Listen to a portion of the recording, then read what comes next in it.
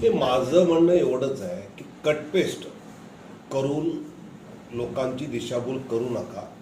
जे वास्तव आहे ते मांडा, ते नसेल मांडायचं तर बोलू नका.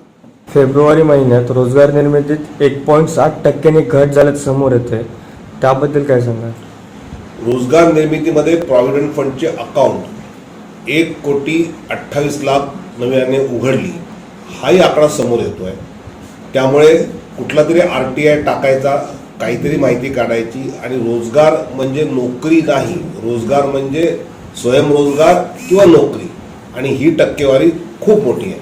पंतप्रधानांच्या सभांमध्ये सुरुवातीला काळ्या रंगाच्या कपड्यांचा वापर करायचा नाही वगैरे अशा बातम्या आल्या, पण आता काल त्या पाण्याच्या बाटल्यांवर सुद्धा बंदी घालण्यात आली होती, याबद्दल काय सांगाल? मला वाटतं सुरक्षेसाठी काय गोष्टी केल्या पाहिजे हे तिथले पोलीस अधीक्षक ठरवत असतात, आणि पोलीस अधीक्षकांचं एक रूल बुक आहे, त्याप्रमाणे ते कार्यवाही करत असतात. मग ते काळ्या रंगाचे कपडे वगैरे न्यायचे नाहीत, याचं काय म्हणजे गणित आहे? हेच त्या पोलीस अधीक्षकाला माहिती असेल की त्याने हे का ठरवलं आणि का नाही, ते त्याला विचारलं पाहिजे.